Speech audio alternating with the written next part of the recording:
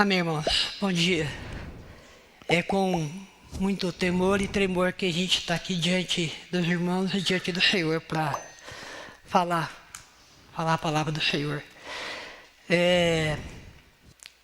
O hino C55 que nós cantamos, ele vem batendo em mim faz algum tempo com relação ao cuidado amoroso do Senhor. E quando ele fala que o Senhor não prometeu céu sempre azul, nem mar de rosas, nem brisa do sul, ou sol sem chuva, ou riso sem dor, ou alegria sem choro, ou paz sem trabalho, ele vem completar de uma maneira muito amorosa. Ele prometeu descanso no meio do trabalho. Ele prometeu uma luz no meio do caminho. Ele prometeu um diário vigor. Ele prometeu graça e socorro no meio da provação. E ele prometeu o amor infinito e cheio de compaixão.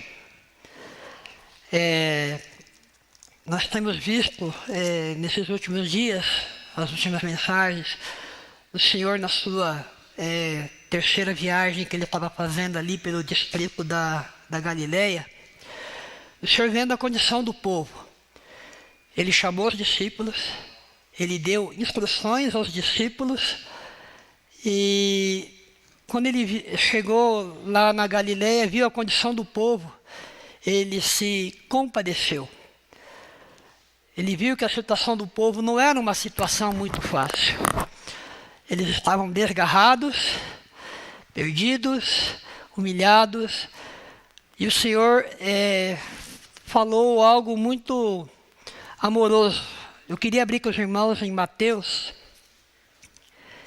no capítulo 11, versículo 28 a 30. Vinde a mim. Essa foi a atitude que o Senhor teve quando olhou o povo daquela situação. Vinde a mim, todos os que estáis cansados e sobrecarregados, e eu vos aliviarei. Tomai sobre vós o meu jugo, e aprendei de mim, porque sou manso e humilde de coração, e achareis descanso para a vossa alma, porque o meu jugo é suave, e o meu fardo é leve. Assim como fala a música, tem jugo, tem fardo, mas se nós colocarmos isso com o Senhor, no Senhor, o jugo é suave, o fardo é leve. Esse trecho da palavra, ele é um convite que o Senhor está fazendo. Ele mostra o compromisso que o Senhor quer e requer de nós para com Ele. Mas não é um compromisso opressor, é um compromisso de amor. É um compromisso de gratidão da nossa parte para com Ele. Quem é esse que faz o convite para nós? Em João, capítulo 14, versículo 6, o Senhor me dá essa resposta. Respondeu-lhe Jesus: eu sou o caminho, a verdade e a vida. Ninguém veio ao Pai senão por mim.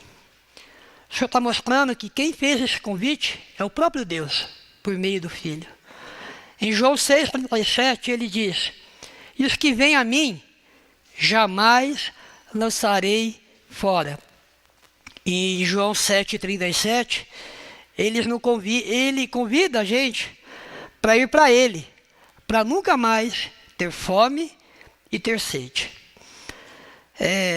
Por que ir a Ele, irmãos? Por que aceitar esse convite? Esse convite, ele tem, na verdade, duas propostas. O Senhor está propondo duas coisas para nós quando Ele faz esse convite.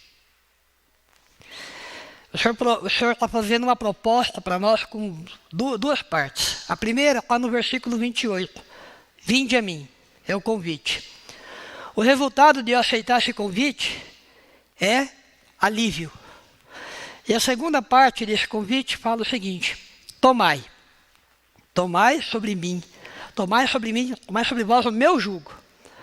O resultado disso, no versículo 29, Senhor Jesus,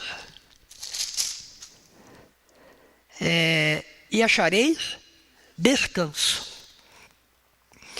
Alívio, a primeira parte do convite, alívio. Alívio do quê? O próprio versículo fala que as pessoas estão cansadas, sobrecarregadas. Se nós formos analisar o contexto da época, o Senhor estava ali na terceira viagem dele, missionário com os discípulos, tinha acabado de instruir os discípulos, mandando eles para ir pregar o evangelho, e o Senhor viu a condição do povo ali. Mateus, capítulo 9, Senhor Jesus, versículos 35 e 36. Jesus percorria todas as cidades e povoados, ensinando nas sinagogas, pregando o evangelho do reino e curando toda sorte de doenças e enfermidades. Vendo ele as multidões, compadeceu-se delas, porque estavam aflitas e exaustas, como ovelhas que não têm pastor. Por isso o Senhor fez o convite a eles. Qual era a situação do povo? Bom, com relação ao Império Romano, eles estavam sobrecarregados com os impostos que os judeus tinham que pagar, em dinheiro, em bens, em serviços, que eram extremamente pesados, eram tão mais pesados, porque além dos impostos que eles tinham que pagar para o governo, ainda havia tributação de imposto religioso, e nenhum deles era pequeno. A interferência no Império Romano com relação ao tipo de serviço, ao serviço dos judeus ao Senhor no templo, Herodes influenciava na escolha até dos sumos sacerdotes, fazendo alianças políticas que realmente prejudicavam mais ainda o povo. E a classe mais culta do próprio povo judeu, os fariseus, saduceus, escribas, eles também oprimiam o povo. E em vez deles ajudarem o povo a poder buscar o Senhor com liberdade, com folga, eles aplicavam ainda mais carga sobre o próprio povo. Senhor Jesus. E além disso, buscavam glória para si mesmo, desprezando o povo. Obrigado.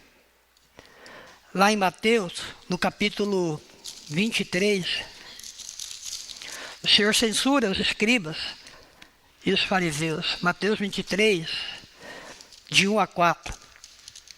Então falou Jesus às multidões e aos discípulos: na cadeira de Moisés se assentam os escribas e os fariseus. Fazei e guardai, pois, tudo o que ele vos disse. Porém, não vos imiteis nas suas obras, porque dizem e não fazem. Atam fardos pesados e difíceis de carregar, e os põem sobre os ombros dos homens. Entretanto, eles mesmos nem com o dedo querem movê-los. Então essa era a situação que o Senhor encontrou o povo quando ele chegou ali e fez esse convite. Diante dessa situação, o Senhor aparece e faz o convite. Vinde a mim, tome o meu jugo. O que o Senhor está oferecendo ali não é apenas dá aqui o seu problema para mim. O Senhor está oferecendo uma troca.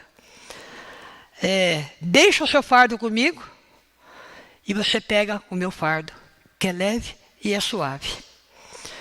Bom, o resultado dessas duas propostas, nós temos dois resultados, né? Senhor Jesus. Nos dias de Jesus, naquela época, o Senhor estava oferecendo para ele alívio.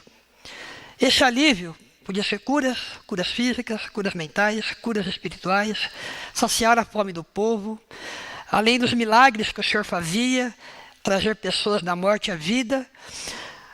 E nos dias atuais, o Senhor está fazendo esse mesmo convite para nós hoje.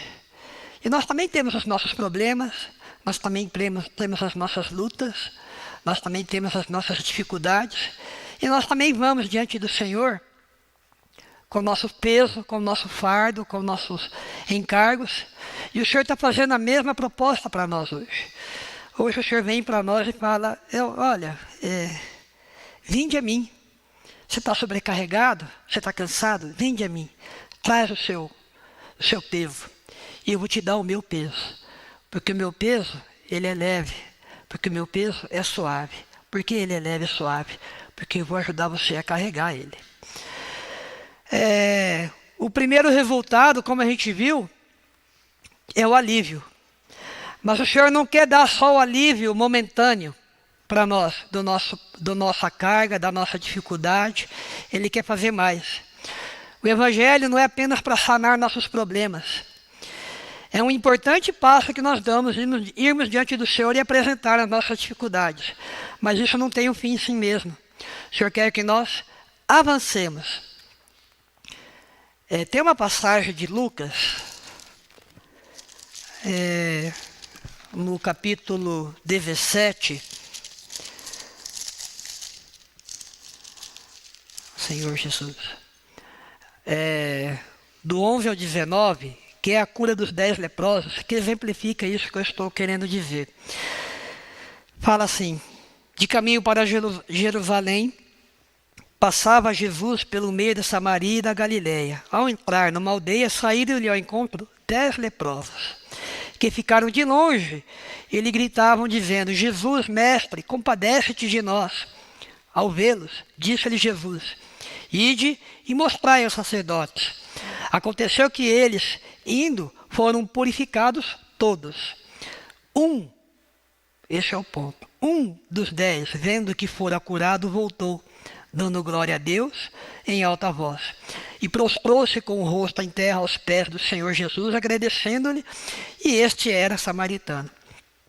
Então Jesus perguntou, não eram 10 os que foram curados? Onde estão os 9?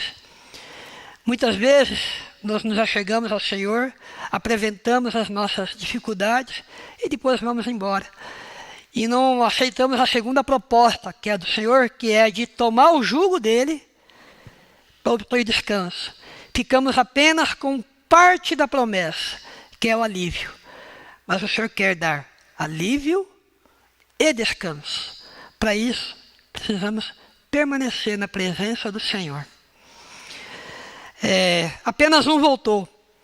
Enquanto o Senhor curava e alimentava as multidões que o seguiam, o povo estava junto com o Senhor ouvindo. E quando o Senhor começou a falar uma palavra um pouco mais dura, uma palavra que exigisse comprometimento, o povo começou a ir embora. Temos então aí a segunda parte do convite do Senhor, a segunda proposta, a troca do jugo. Eu quero abordar, irmãos, com relação ao jugo, o lado positivo do jugo. Os irmãos sabem o que é o jugo.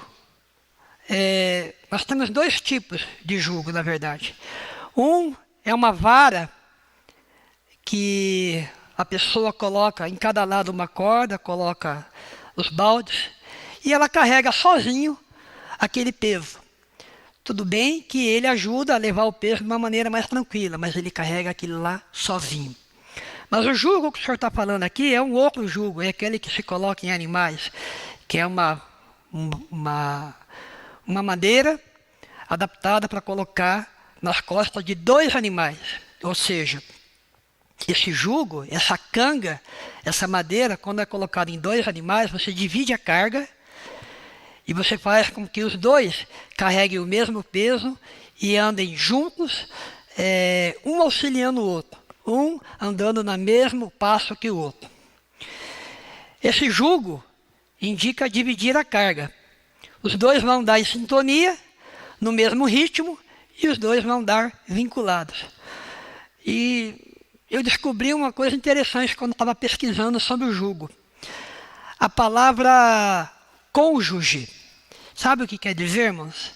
companheiro de jugo, caminhar juntos, lado a lado, compromissados. Esse é o jugo que o Senhor está oferecendo para nós. Junto com Ele. Eu não tenho que carregar o meu esforço sozinho. O Senhor está oferecendo o ombro dele para carregar o jugo dele. O Senhor quer nos dar alívio e descanso. Muitos querem o alívio, mas não querem o descanso, ou desconhecem que o Senhor quer dar o descanso, pois envolve o comprometimento. Deixa o jugo aos pés do Senhor, mas não vão tomar o jugo do Senhor. O Senhor quer resolver os nossos problemas, o Senhor pode, Ele prometeu isso para nós, né? Mas o Senhor não é um gênio da lâmpada, que quando eu preciso de um problema eu vou lá, Senhor me ajuda, o Senhor vai lá e ajuda e depois eu saio fora. Não é só vem a nós, como se fala aí para fora, é só vem a nós, ao vosso reino nada. Não é isso, o Senhor quer mais de nós. O Senhor quer o nosso comprometimento. O Senhor quer um compromisso da minha parte. Mas você pode falar, mas seguir o Senhor é algo penoso, é difícil, tem que cumprir muitas regras. Então eu quero ler com os irmãos 1 João, Senhor Jesus. 1 João, capítulo 5, versículo 2 e 3. Olha o que ele fala aqui, irmãos. 1 João, capítulo 5, versículo 2 e 3.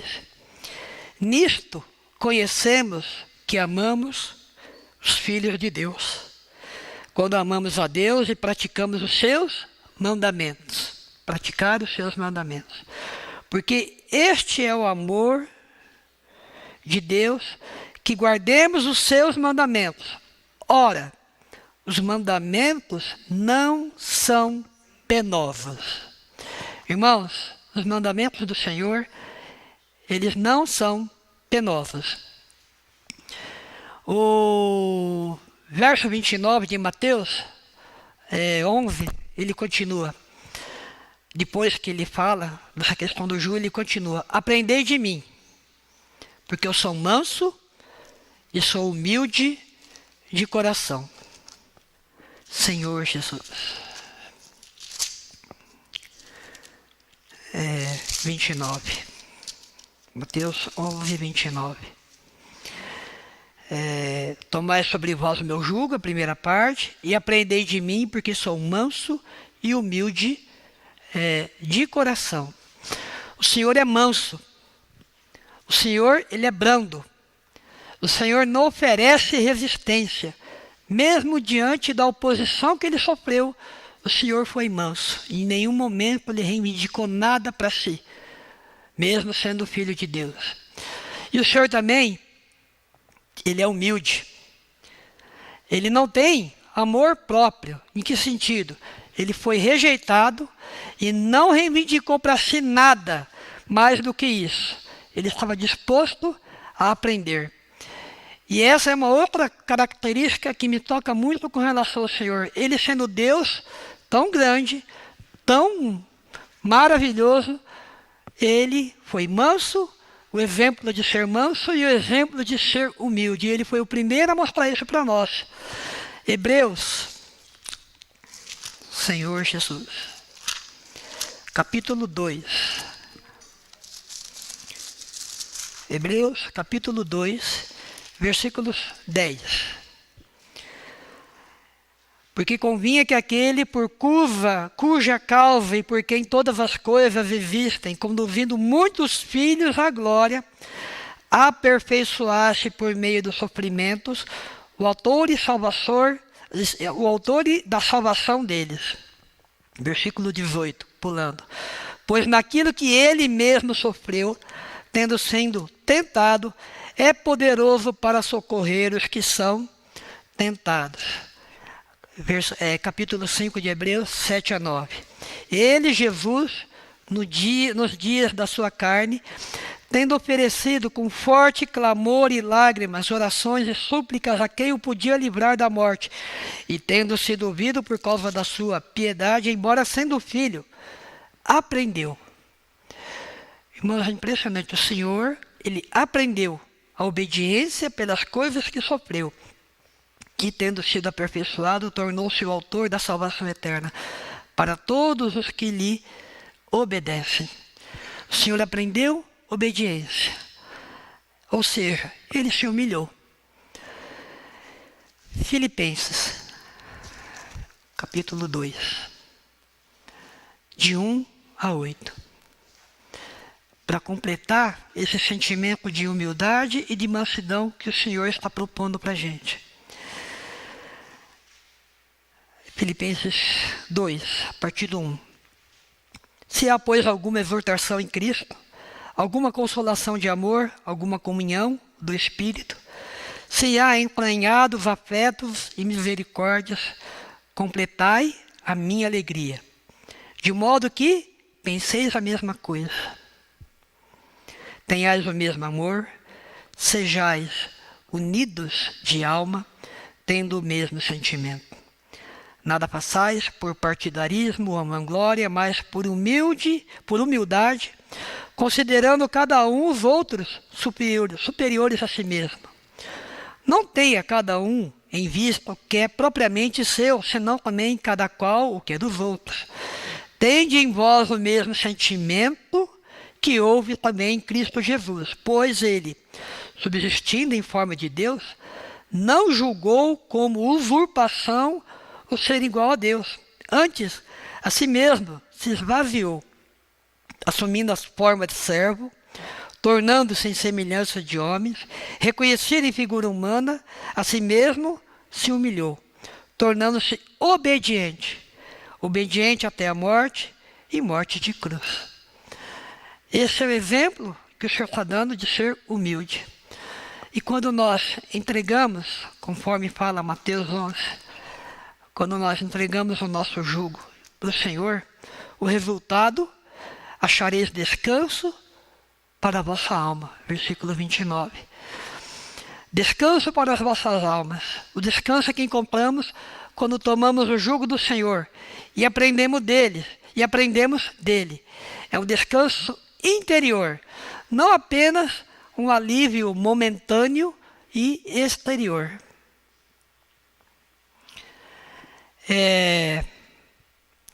Irmãos, esse texto de Mateus é muito pequeno, mas para mim ele é muito significativo, porque o Senhor está fazendo esse convite para nós hoje. O Senhor está nos chamando para ter descanso nas nossas almas. Eu queria agora ler novamente o trecho para os irmãos, fazer o convite para os irmãos depois dessa pequena explanação. Vinde a mim, todos que estáis cansados. O Senhor está chamando a gente nessa manhã. Vinde a mim, todos que estáis cansados e sobrecarregados, e eu vos aliviarei. Tomai sobre vós o meu jugo e aprendei de mim, porque eu sou manso e humilde de coração, e achareis descanso para a vossa alma. Porque o meu jugo é suave e o meu fardo é leve. Eu tenho o hábito, eu gosto de ouvir sobre astronomia, sobre como o universo foi formado, como as coisas acontecem e estão acontecendo ainda. Eu procuro ouvir pessoas que falam isso de uma maneira coerente, sem criticar a questão da criação de Deus. E semana passada eu estava me perguntando com relação ao Senhor, o tamanho da grandeza do Senhor, com relação à obra que Ele fez. Eu tentei conversar isso com a Márcia e eu não consegui expressar isso. Mas essa semana eu vi um vídeo de 4 minutos, de um professor, que ele é físico, David Berg Filho. E eu acho que ele conseguiu exprimir o meu sentimento com relação à grandeza do Senhor. Eu queria pedir permissão para os irmãos para colocar esse vídeo. Ele tem 4 minutos só. Quem dizia que o universo tinha o início não era a comunidade científica, era uma outra comunidade. a comunidade religiosa. Ali nós temos uma semana de 7 dias literais, na qual Deus criou o céu e a terra. No primeiro dia, Deus criou a luz. No segundo dia, houve separação no firmamento, a água embaixo e o firmamento no céu. No terceiro dia, a separação da parte seca, né? E o surgimento dos primeiros seres vivos, os vegetais. No quarto dia, nós temos o surgimento do Sol e as estrelas, e a Lua. Algo relacionado ao primeiro dia, né? Os protagonistas, que emite a luz ou reflete a luz. No quarto dia, você tem os animais aquáticos e aéreos, remetendo novamente ao segundo dia, onde foi gerado a água, criados os mares. No sexto dia, você tem os animais terrestres, remetendo ao terceiro dia. E a cereja do bolo, que é o ser humano. Se nós olharmos o que eu acabei de contar a respeito da teoria do Big Bang, nós vamos olhar que a sequência entre os 3 primeiros dias, ou esse paralelo entre os 3 últimos e os 3 primeiros dias, a sequência é a mesma. Primeira coisa que surgiu no universo, a luz. A segunda coisa, os elementos leves. A água é formada de oxigênio e hidrogênio, elementos extremamente leves. A Terra é formada por elementos mais pesados, e até o ferro é formado no núcleo das estrelas. Nós medimos isso, nós vemos a emissão de ferro no núcleo das estrelas, né? Então a sequência entre as duas propostas para a criação do universo é a mesma. Às vezes eu fico me perguntando, quando nós procuramos na ciência informações, dados ou interpretações para comprovar aquilo que nós acreditamos, nós realmente acreditamos naquilo que dizemos acreditar? Fé não é justamente acreditar no que não tem prova, no que você não vê, no que você não pode tocar? Entende? Agora, existem evidências? Existem. Elas estão aí por toda parte. Evidências que eu digo assim, coisas que você não consegue explicar. Quando eu vejo a astronomia, uma coisa que eu amo, e eu vejo como a Terra é pequena, como a Terra é desprotegida em escala cósmica. Tem os cinturões, tem as camadas que nos protegem da radiação solar, radiação cósmica, tudo. A Terra é um invólucro muito bom para a nossa vida. Mas se você vê lá fora o que acontece, galáxias de bilhões de estrelas trombando com outras galáxias de bilhões de estrelas, estrelas como Eta Carinae, que em 1843, se não me engano, num soluço expeliu massa suficiente para, como se fossem 2 sóis nossos. Ela tem 160 vezes mais massa do que o nosso Sol. E num único soluço ela expeliu massas como se fossem 2. Imagina, são eventos cataclísmicos de energias absurdamente fora de qualquer propósito da nossa vida comum. Quando eu vejo um universo tão grande, com tantos mistérios, com tantas coisas que nós não conseguimos conceber, e eu acredito que há um ser que criou tudo isso e que nos criou nesse rochedinho aqui, e que um dia ele veio aqui morrer por nós. É inconcebível isso, é insano, foge a qualquer propósito da nossa razão uma coisa dessa. Eu não consigo conceber algo mais maravilhoso do que isso.